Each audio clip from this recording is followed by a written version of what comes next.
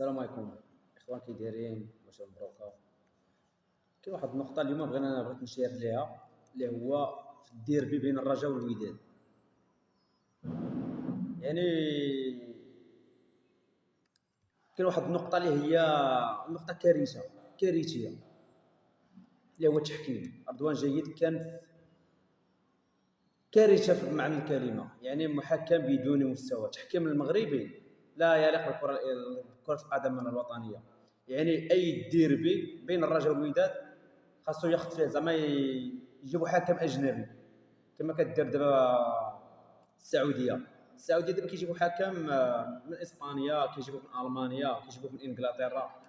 كذلك حتى الرجاء والوداد خاصو يجيبوا تحكيم اجنبي.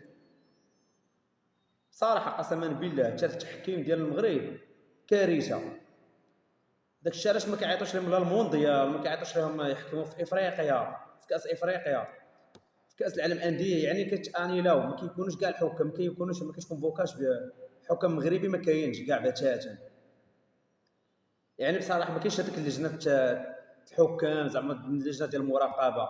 يعني جميع المقابلات، برغم كاين الفار كيعاون اللعابه، ولكن ما الحكام ما كيرجعش للفار. انا تفرجت دابا في الرجاء والوداد، كان ماتش في المستوى، ماتش كان صعيب بزاف، ولكن التحكيم كان لارو، كان ناقص بزاف.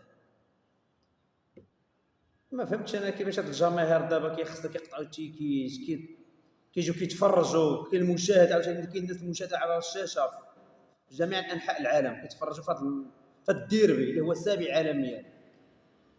كيجي حكم بدون مستوى. يعني كاين تدخلات قويه بين الرجاء والوداد. كاين لعابه زعما شحال من واحد كيمشي ليه رجلو نيشان كيقصدوا بهذا المفهوم هذا. يعني اصلا كيكون واحد الصراعات في الديربي، ولكن ما بصراحه تقال الحكم اليوم ما كانش في المستوى بتاتا. ما عرفتش انا التحكيم هذا اللي كاين. يعني انا كعاشق، زعما كعاشق لكره القدم، انا كنبغي ديك الفرجه، كيكون زعما ما يخسرش اللعب، حكم ما يخسرش اللعب. يعني اي لعاب دابا اللي كيطيح كيزلق على راسو كيصفر كفره. يعني ما كتشوف مثلا في المقابله ديال ليفربول مع استون فيلا، مانشستر سيتي مع مانشستر يونايتد، تشيلسي مع فولهام مع مع نيوكاسل، ولا مع الريال مع البارسا، كتلقى زعما الحكم كيخلي داك اللعب. حنا عندنا هنا في المغرب ما كاينش هذا الشيء هذا بتاتا، والله ما كاين. تخيل دابا كلشي كيساند المقابله، كيجي حكم كيخسرها. يلا حنا كنبغيو نتفرجوا مثلا في المتعه، هذاك السرعه في الاداء، الجماهير في المدرجات، ولكن حاكم. واش ما كاينش هاد اللجنه هادي؟ ما كاينش المراقبه؟ واش ما بغاوش يصلحوا زعما الاخطاء ديالهم؟ يعني كان شوف بحال بالقوله الله يرحمه، علاش نورد هذاك عبد الرحيم العرجون، كاين الحرش، كاين القزاز، بلا الفار بلا والو كانوا في المستوى. ودابا منين جا الفار،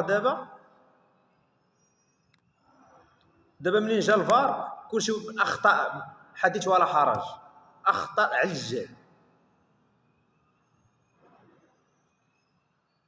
والله الا مشكل صراحه.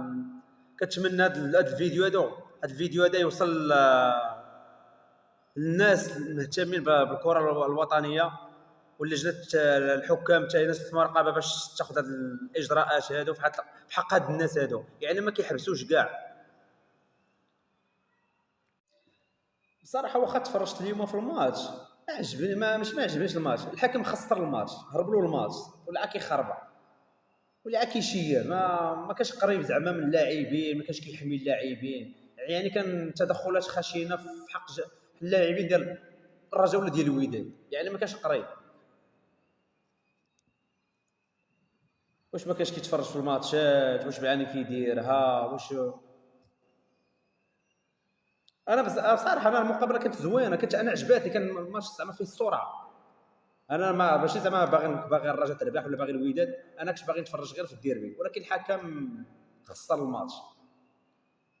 شي كيصفر عليه، شي ما كيصفرش، اللي خاصو يصفر عليه ما كيصفرش عليه، شي خاص شي حاجه اللي باش يخلي كره عند الخصم ما كيخليهاش، كيصفر كفره باش كيبرد اللعب. يعني كاين الفرق كبير بين الاحتراف والهواة. حنا راه عندنا حكام ديال الهواة ماشي ديال الاحتراف. كي يقول لك بطولات بطولة ديال الاحتراف، بطولة احترافية منين جات؟ واحد كيبني الكرة المغربية المستقبل، واحد كيريبها.